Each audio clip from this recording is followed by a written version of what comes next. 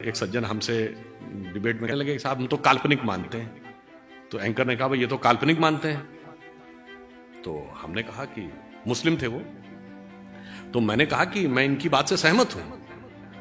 तो एंकर ने कहा कि आप क्या कह रहे हैं, आप इनकी बात से सहमत हो? मैंने कहा हाँ, मैं बताता हूं क्यों सहमत हूं। हमने कहा 4 भाई थे, राम लक्ष्मण भरत शत्रुघ्न, और राजा दशरथ उनके पिता थे।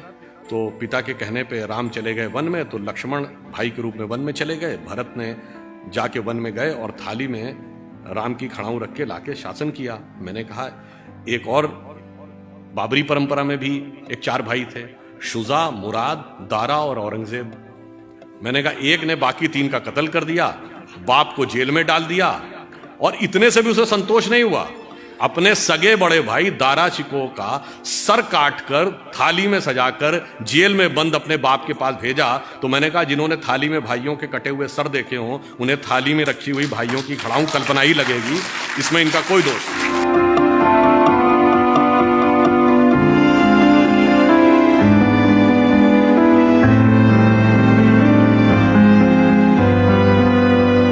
भगवान राम 4 ही भाई क्यों थे? 3 या 5 भी तो हो सकते थे। हमारे हर चीज का रीजन है। 4 भाई किस बात के प्रतीक हैं? 4 पुरुषार्थ, धर्म, अर्थ, काम, मोक्ष। श्री राम धर्म के प्रतीक हैं, लक्ष्मण जी काम के प्रतीक हैं, मोक्ष के प्रतीक भरत हैं, और अर्थ के प्रतीक शत्रुघ्न है।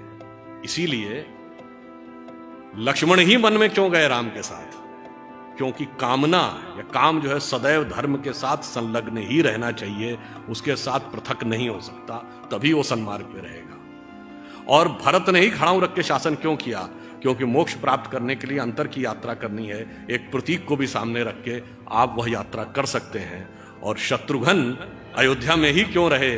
चूंकि अर्थ राजधानी से बाहर नहीं जा सकता, इसलिए वो वहीं पे रहेंगे। तो अगर हमें आगे बढ़ना है, तो मैं जहां से मैंने प्रारंभ किया था कि प्रबुद्ध शुद्ध भारती, तो आपने भारतीयता को समझा, समझने की क्षमता भगवान ने आपको दी है। तो हमें आगे बढ़कर क्या करना है, यह ध्यान रखना है कि आचार्य चाणक्य ने कहा था, इस राष्ट्र को उतनी क्षति दुर्जनों की दुर्जनता से नहीं हुई है जितनी सज्जनों की निष्क्रियता से हुई है। मैं बताना चाहता हूं, भगवान श्री कृष्ण हिंदू भी हैं, हिंदू धर्म के भी प्रतीक हैं, वही तत्व है, और हिंदुत्व भी वो है। 1986 शाबानो केस, सुप्रीम कोर्ट का जजमेंट पलट दिया जाता है। क्यों? तत्कालीन भारत सरकार ये स्टैंड लेती है कि मजहबी मामला है, मजहबी मामले में कोर्ट का दखल सुई की नोक के बराबर भी नहीं होगा। अगर कुछ कह दिया तो पार्लियामेंट संशोधन करके पलट देगी। और अगले वर्ष जब श्री राम जन्मभूमि का विषय आता है तो कहते हैं भगवान कहां पैदा हुए, इसमें तुम्हारा सुई की नोक के बराबर दखल नहीं होगा। अदालत में साबित करना पड़ेगा, कागज और सबूतों पे साबित करना पड़ेगा। और इतना ही नहीं था, यह भी साबित करना पड़ेगा कि यही अयोध्या थी कि नहीं, यह भी साबित करना पड़ेगा कि राम भी हुए थे कि नहीं, या उनके एक नेता ने बोला था 10,000 कमरे थे तो इसमें हुए थे कि नहीं। यह वहां न्याय की पराकाष्ठा थी, इसलिए फिर वह हिंदुत्व भी दिखाना पड़ता।